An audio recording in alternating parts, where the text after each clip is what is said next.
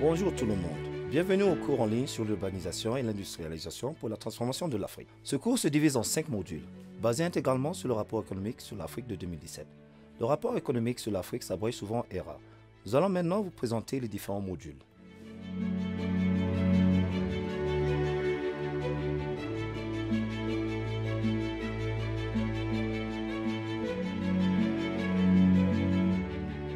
Le module 1 de ce cours en ligne est basé sur les chapitres 1 et 2 du rapport économique sur l'Afrique de 2017. Ce premier module met en place le contexte pour la totalité du cours en mettant l'accent sur les développements récents au plan économique et social en Afrique.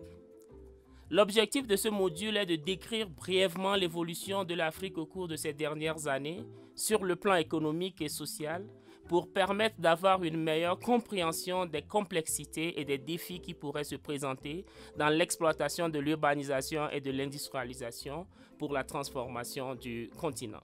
La première partie du module 1 s'intéressera aux récents développements économiques en Afrique.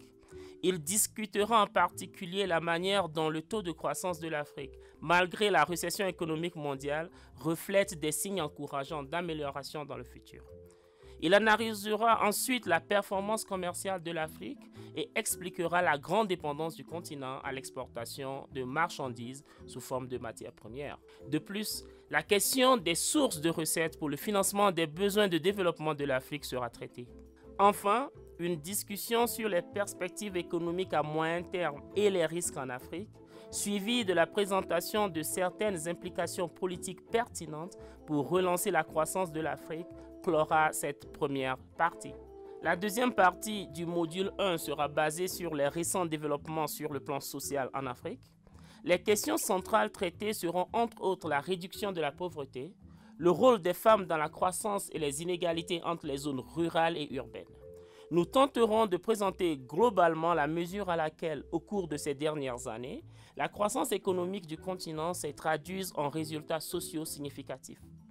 Des conclusions importantes et des messages clés concernant les importants développements sociaux en Afrique constitueront la note finale du module.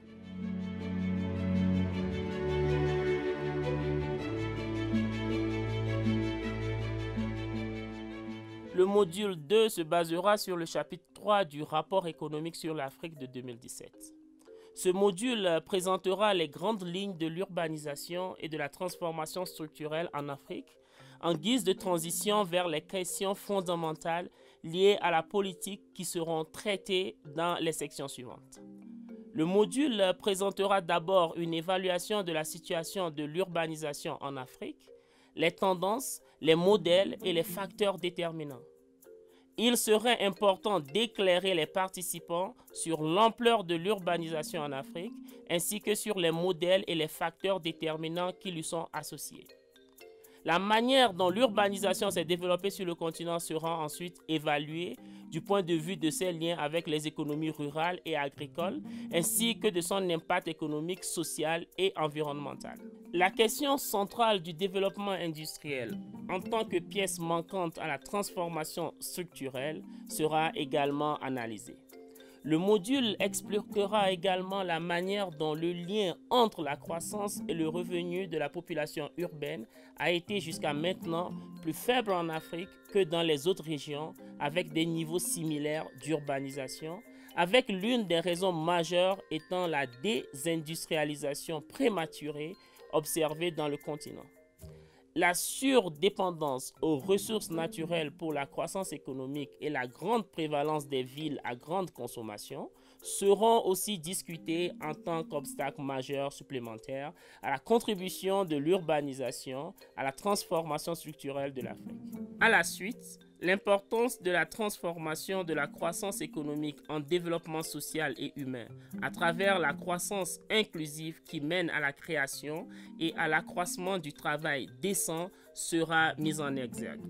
Par ailleurs, certains signes inspirant l'optimisme dans la manière dont l'urbanisation pourrait contribuer à la transformation structurelle en Afrique seront présentés dans la discussion. Pour terminer, le module fera la lumière sur certains mythes et soulignera les implications majeures en matière de politique pour les pays africains en termes d'utilisation optimale du potentiel de l'urbanisation pour la transformation structurelle de l'Afrique.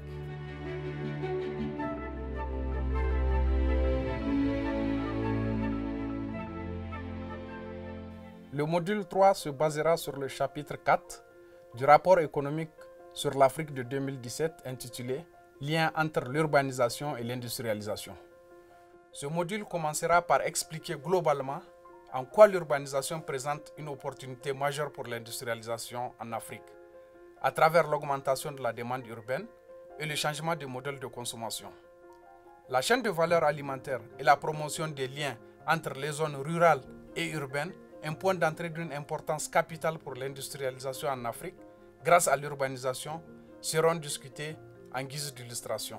À la suite, le potentiel des systèmes urbains, promoteurs de l'industrialisation, à travers les divers avantages que les villes procurent au développement des activités économiques, sera souligné.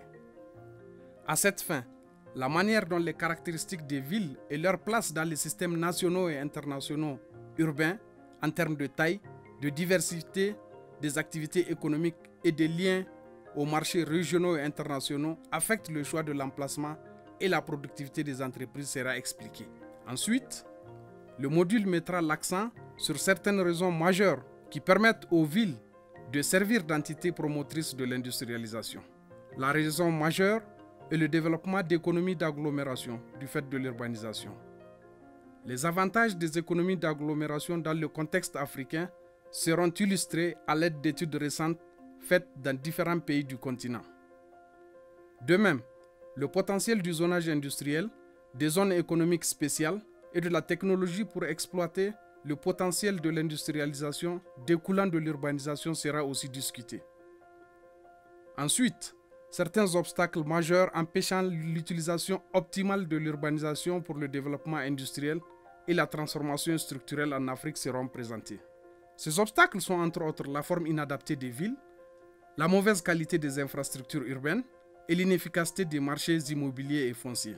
En conclusion, le module met en exergue certains leviers politiques importants qui peuvent être utilisés par les États africains pour libérer le potentiel de leurs villes à conduire l'industrialisation et la transformation structurelle.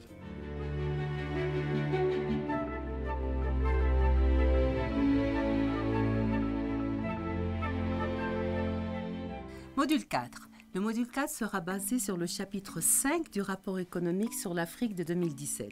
Ce module continuera sur le thème des deux précédents chapitres, en mettant l'accent sur l'urbanisation et l'industrialisation en Afrique, mais dans une perspective pratique. Le module s'intéressera spécifiquement à la pratique et à l'expérience réelle concernant l'urbanisation et l'industrialisation en Afrique, en utilisant plusieurs études de cas et des illustrations tirées de nombreux pays et villes.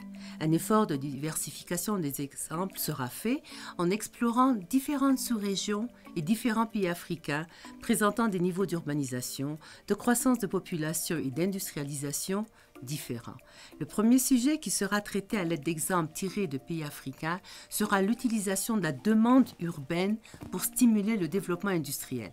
Un intérêt particulier sera accordé à la manière dont différents pays africains utilisent la demande en hausse du fait de l'urbanisation pour faciliter le développement industriel de secteurs comme l'agriculture, l'agroalimentaire, l'immobilier, les infrastructures et les services aux entreprises. Ensuite, la question de l'équilibre des systèmes urbains africains sera traitée. Des exemples tirés de nombreux pays africains seront présentés, eu égard à la différence d'approche au développement de systèmes urbains performants et équilibrés dans le but de faciliter l'industrialisation et le développement économique. Après cette présentation, le module s'intéressera aux différentes approches destinées à lever les barrières aux économies d'agglomération dans les villes. Les économies d'agglomération procurent aux grandes villes des avantages substantiels liés à la productivité. Cependant, nombre de grandes villes africaines ne parviennent pas à les utiliser de manière optimale du fait d'une forme de ville inappropriée et plus particulièrement d'un mauvais fonctionnement des marchés fonciers et immobiliers, des options inadéquates en matière de mobilité et de la ségrégation résidentielle. Quelques exemples tirés de pays qui sont parvenus à développer des villes performantes et qui exploitent les économies d'agglomération permettront de faire la lumière sur cette question cruciale. Le module se termine par une présentation des politiques intégrées visant à relier le développement industriel et urbain en Afrique et des questions auxiliaires tout aussi importantes pour la mise en œuvre pratique de ces politiques.